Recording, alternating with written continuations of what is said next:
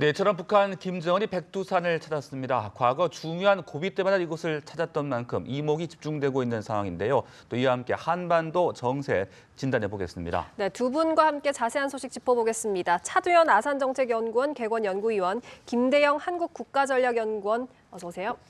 네, 안녕하십니까? 네, 안녕하십니까. 네, 자 보신 대로 김정은이 이제 백두산을 방문을 했습니다. 과거 고비 때마다 백두산을 찾았었잖아요. 네. 장성택 처형 직전도 그랬고 또 네. 김정일의 3주기 탈성 때도 방문한 바가 있었는데 네. 그런 만큼 이번에 백두산을 방문한 의미 어떻게 좀 봐야 되겠습니까? 네, 흔히 이 김정은을 비롯한 김일성 일가를 백두혈통이라고 하지 않습니까? 네. 그러니까 자신들의 정치적 이데올로기에서 이 상징성이 굉장히 중요해요. 근데 김정은의 이 결정적인 딜레마는요. 과거에 이 북한 주민들이 김일성하고 김정일이 어디 태어난지 모를 때는 이 둘의 출생부터 해가지고 일종의 신화 조작이 가능했어요. 근데 지금 북한 주민들 중에 누구라도 네. 김정은이 백두산에 태어나지 않았다는 건 알아요. 네.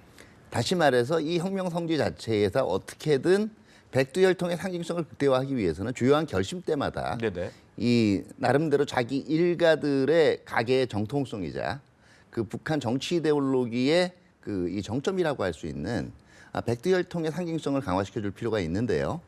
이번 같은 경우에는 충분히 계기가 있죠. 왜냐하면 일단 화성 15 발사한 다음에 이게 국가 핵무력이 완성되었다라고 선언을 했거든요. 네. 이걸 이제 이 두 선대의 지도자인 김일성 그리고 김정일에게 보고한다라는 의미.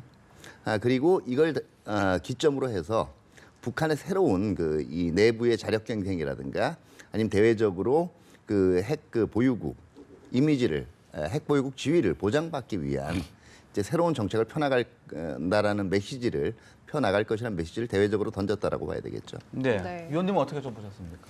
아무래도 이제 북한은 공개적으로 지금 핵무력이 완성됐다라고 얘기를 하고 있지만은 사실 가장 핵무력 완성의 초점이라고 할 수 있는 미국은 아직 거기에 대해서 뭐 별다른 반응을 보이고 있지 않기 때문에 네. 특히 이제 내년 2018년 신년사를 앞두고 뭔가 새로운 내용을 이제 넣어야 됩니다. 북한도 핵무력 완성은 이미 나온 얘기고. 이렇게 되면 이제 뭐 경제 발전이라든가 이런 쪽으로 약간 평화적 공세를 보이면서 국면 전환을 시도할 가능성도 있거든요. 네. 그렇기 때문에 이제 백두산에 오른 것도 일종의 그런 메시지를 만들기 위해서 측근들과 함께 가서 그러한 내용들을 토의하지 않았나 이렇게 생각이 됩니다. 네. 그리고 북한의 스탠스 좀 행동을 한번 살펴보고 싶은데 화성 15형 발사 후에 핵무력을 완성했다고 선언을 했고 또 제프리 펠트먼 유엔 사무차장과 의사소통 정례화 협상을 합의한 상황인데요. 이게 향후 정세 전환을 염두에 두고 한 이런 행동들이라고 보십니까? 물론 그 가능성은 좀 더 지켜봐야겠지만 정세보다는 사실 이제 미국에 던지는 메시지가 더 크다고 보여집니다. 네. 그러니까 북한 입장에서는 이제 우리는 핵무력이 완성이 됐고 그렇기 때문에 미국으로부터 핵 보유국이라는 걸 인정을 해라. 네. 그래야 우린 대화가 가능하다라는 것을 지속적으로 지금 얘기하고 있습니다. 반면에 이제 미국 입장에서는 북한을 핵 보유국으로 인정한다는 것 자체가 자기네들은 재앙이죠. 사실 그렇게 되면은 미국이 그동안 해왔던 북한 핵을 억제하려는 모든 노력들이 물거품이 될 수 있고 또 한 가지는 대량 살상 무기를 그동안 이제 전 세계적으로 차단하는 데 큰 역할을 해왔는데 이것조차도 이제 흔들린 상황이 올 수 있기 때문에 미국은 아마 북한이 뭔가 예를 들어서 화성 15형의 태평양 상공으로의 무슨 정상각도 발사라든가 이런 걸 통해서 대기권 재진입 기술이 완벽하게 보여주지 않는 이상은 아마 이런 핵 보유국 인정이라는 이 카드를 쓰기는 굉장히 어려운 상황입니다. 그렇기 때문에 북한은 이제 유엔이라는 그런 걸 통해서 네. 어떻게 보면은 자기네들 이제 대화를 좀 이끌어 나가야겠다라는 그런 의지를 보여준 것으로 생각됩니다. 네, 이렇게 유엔의 방북 또 소통 정리화가 일단은 좀 긴장감을 누그러뜨린 것 아니냐는 분석도 나오고 있는데 네. 이런 가운데 북한이 좀 시간을 끌기 위한 그런 수단으로 지금 활용을 하는 것 아니냐 이런 얘기들도 있습니다. 근데 어떻게 가장 큰 딜레마는요. 네. 만약에 북한이 체면 치레를 한다라고 해도 어떤 형식으로 그렇게 쉽게 얘기하면 김정은의 낯을 최대한 세운 상태에서 협상에 복귀하느냐에 있어요. 네. 미국이나 이제 나머지가 요구하는 거는 일단 협상하려면은 앞으로 핵 미사일 도발 안 하겠다는 약속을 하라는 거거든요. 네. 그러니까 다시 말해서 공식적으로 일단 모라토리움부터 선언해놓고 시작을 하라는 얘기인데요. 이거는 북한 입장에서는 자기가 스스로 숙이고 들어가는 거라고 생각한단 말이에요. 그러니까 우리가 그런 약속을 공적으로 안 하더라도 이렇게 유엔 대표 만나고 이런 거 자체를 이제는 그 잠정적으로 그런 걸로 간주하고 이제 이 대화에 나서기 위한 미국 측의 조건을 얘기해봐라. 지금 이런 사인이라고 봐야 되겠어요. 다시 말해서 내가 먼저 머리 숙이고 들어간다는 대화에 들어간다는 인상을 주기는 정말 싫으니까 네네. 나의 명분을 좀 살려라. 이런 그 이 장치를 만들기 위해서 지금 유엔 대표도 만나고 나름대로 이제 자기 나름대로 이제 이 체면 출애를 하기 위한 대책을 세우는 건데 문제는 네. 뭐냐면은 두 개의 결정적으로 이 같이 갈 수 없는 키워드가 있어요. 북한은 다시 핵보유국으로 인정 안 하면 대화에 못 나오겠다라는 거고요. 예. 미국은 비핵화 약속을 완전히 해놓고 나오지 않는 이상 대화 의미 없다라고 보는 네. 거거든요. 그러면 결과적으로 미국 입장에서는 핵 보유국이라는 단어가 나오는 건 절대로 받아들일 수가 없고요. 북한의 입장에서 비핵화라는 얘기가 나오는 건 또 받아들일 수가 없단 말이에요. 여기 점유지대에 있는 것들이 일반적으로는 이제 핵 불능화, 동결 이런 단어들이고 네. 그 대신 이제 완전한 비핵화라는 단어는 조금 장기적인 문제로 가져가는 것들인데요. 지금 미국도 그렇고 북한도 그렇고 어떤 언어를 쓰면 상대방의 명분을 적당히 살려주는 것이 된 감이 없는 것 같아요. 아하, 네. 그렇기 때문에 지금 계속 이 대화가 평행선을 달리고 있는 것이고 북한이 지금은 좀 이제 유화 제스처를 취하고 있지만 네. 이게 뭐 2, 3주가 지나도 별다른 어떤 그 대화의 국면이 대화의 이 조짐이 보이지 않는다고 생각되면 네. 다른 수단으로 또 긴장 조성을 하고 나올 가능성은 충분히 그렇다면 있어요. 아직은 실질적인 대화로 이어질 가능성은 좀 쉽지 저는 않다. 아직은 낮다고 봐요. 왜냐하면 네. 양쪽이 가지고 있는 이 최종적인 목표라든가 아까도 말씀드렸지만 네. 핵심적으로 달성하고자 하는 키워드가 너무 부딪혀요. 아하, 예. 네, 네. 알겠습니다. 그리고 지금 사실 북한이 올림픽을 참가하는 게 미지수란 말이죠. 이런 가운데 토마스 바흐 국제올림픽위원장이 이제 북한을 방문을 하겠다 이렇게 추진 중인 것으로 알려졌는데 앞으로 방북이 성사가 될지 또 방북을 하면 북한의 동계올림픽 참가까지 이어질지 궁금하거든요. 어떻게 보십니까? 중요한 거는 사실 그 내년 신년사에서 무슨 내용을 얘기하냐가 핵심이 될 것 같습니다. 예를 들어서 더 이상 핵 얘기를 안 하고 경제 발전에 전념하겠다. 그러면서 남북 대화 다시 하겠다. 이러면서 평화 공세로 북한이 전환하게 되면은 상당히 우리 입장에서는 이게 또 난처하게 되고 미국도 마찬가지입니다. 그렇기 때문에 신년사에서 어떤 얘기를 하냐가 가장 중요하고 또 이후에 이 지금 그 평창 동계올림픽 참가도 갑작스럽게 얘기를 또 꺼낼 가능성도 충분히 있습니다. 네. 그렇게 되면서 갑자기 대화의 분위기, 특히 이제 남북 대화를 다시 하면서 이렇게 우리나라에서 하는 평창올림픽에 북한 선수단을 보내겠다라고 전격적으로 이렇게 선언할 가능성도 충분히 있어 보이는데요. 이렇게 된다면 굉장히 남북 관계가 이전과는 다른 형식으로 또 전환될 가능성도 있고요. 네. 또 한 가지는 참가를 안 하는 대신에 이 평창 동계올림픽 기간에 갑자기 국지도발 같은 개념의 그런 도발을 할 가능성도 굉장히 오히려 높습니다. 반대로. 예, 그렇습니다. 예를 들어서 이제 그동안 그런 것들이 많았죠. 그러니까 88년도 서울올림픽 때는 칼리기 폭파 사건을 이전에 한번 일으켰고 또 2002년도 월드컵 때는 또 연평해전이 일어나지 않았습니까? 네. 그런 방식으로 또 어떻게 보면 남북 간의 긴장감을 조성시켜서 네. 올림픽을 방해하려는 그런 책동을 벌일 가능성도 있어 자, 보입니다. 신년사 메시지를 좀 지켜봐야 되지 않겠냐 이런 말씀이신데 글쎄요. 북한의 평창 동계올림픽 참가 또 그에 대한 대응 어떻게 좀 전망해 볼 수 있겠습니까? 현실적으로요. 네. 지금 아마 그 12월이 되기까지 참가 의사를 밝히지 않았다는 거는 실무적으로는요. 네. 이미 지났어요, 시기가. 더구나 올림픽에 아무나 참가를 하는 게 아니라 일정한 이 참가 자격을 획득을 해야 되거든요. 아시겠지만은 그 동계올림픽 지금 참가의 이 기준 요건을 충족한 거는 그 피겨 대표팀밖에 없어요. 네. 북한에서는. 그러니까 뭐 대규모 선수단을 파견할 수 있는 그 위치도 아니고요. 네네. 그리고 제가 보기에는 동계올림픽에 이어서 이제 벌어지는 패럴림픽 같은 경우에도 국제 이 장애인 올림픽 위원회에 등록된 북한 동계올림픽 선수는 없어요. 네. 그러니까 우리는 상징적인 측면에서 계속 지금 참가를 이 권고를 하고 있고 하고 있지만 IOC 차원에서 참 곤혹스러울 거예요. 이게 결과적으로 자격 요건을 통과 못한 이 선수단을 올림픽에 초청한다는 것 자체도 나쁜 선례를 남길 수가 있고요. 그렇기 때문에 제가 보기에는 일단 평창올림픽, 평화올림픽의 강조를 통해서 일단 도발을 중단하게 하는 것이 예. 현 수준엔 최대의 목표가 될 수가 있겠죠. 네, 알겠습니다. 그리고 또 앞서 리포트도 보셨듯이 네. 북핵 1차 위기 때였던 94년이었습니다. 네네. 클린턴 행정부 당시에 선제타격이 검토가 됐다가 이제 대규모 인명피해가 우려가 돼서 일단은 접었다. 네네. 이런 기밀 문건이 공개가 됐어요.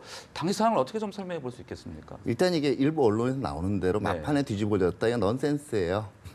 사실은 군사적으로 검토할 때는 네. 위험성이 상당히 크다라는 쪽으로 검토가 됐을 거예요. 근데 이걸 전략적으로 당시에 최종적으로 결정을 하는 데 있어서 갑자기 뒤집어진 게 아니고요.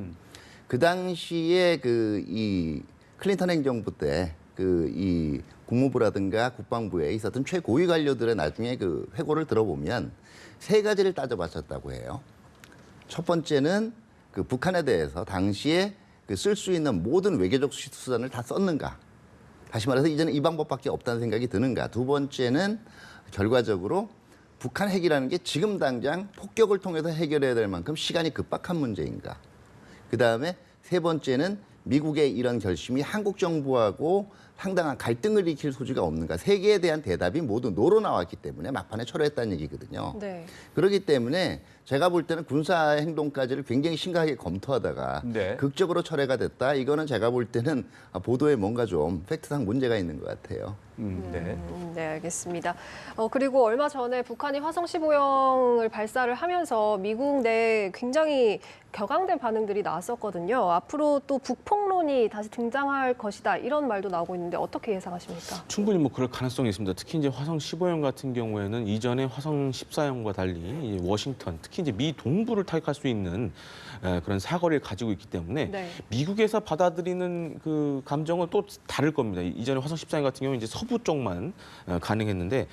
그리고 또 한 가지 문제는 아직까지는 이제 대기권 재진입, 특히 이제 대륙간 탄도미사일에서 핵심적인 기술이라고 할 수 있는 그런 것을 북한이 완벽하게 완성하진 않았지만은 추가적으로 한 번 정도의 예를 들어서 태평양상으로의 정상각도 발사를 해서 그것이 입증된다 그러면은 네. 이제는 이제 미국도 시간이 없습니다. 왜냐하면 이제 북한의 핵 탄도 자체는 이미 6차례의 핵실험을 통해서 이미 완성이 됐기 때문에 여기에 탑재해서 얼마만큼 멀리 날아가냐가 이제 핵심이라고 할 수 있겠는데 그렇기 때문에 추가적으로 북한이 대륙간 탄도미사일의 시험 발사를 진행한다 그러면 미국도 굉장히 곤혹스러운 상황에 빠질 수 없고 또 한 가지는 이제는 대화냐 아니면 정말 북한을 때려야 되는 것이냐라는 것에 대해서 갈등을 그야말로 이제 어느 것을 하나를 선택해야 되는 그런 급박한 상황에 놓이게 됩니다. 그렇기 때문에 미국의 입장에서는 뭐 북풍론이 일어나는 것은 당연하다고 저는 생각됩니다. 네.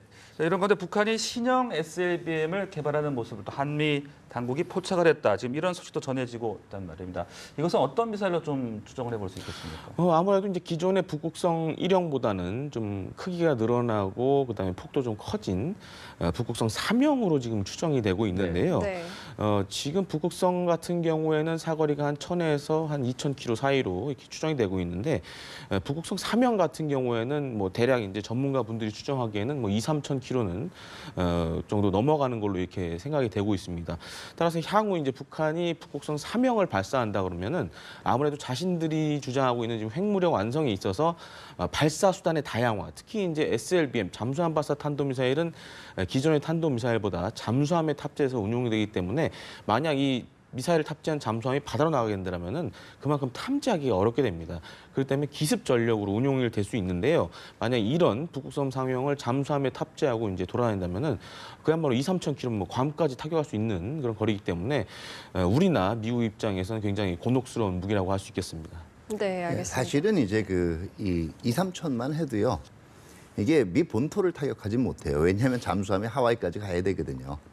근데 이제 기존의 1000에서 1500km 내외에서 이게 3~4천으로 가게 되면 무슨 의미가 있냐면 기존의 북극성 1호형은요.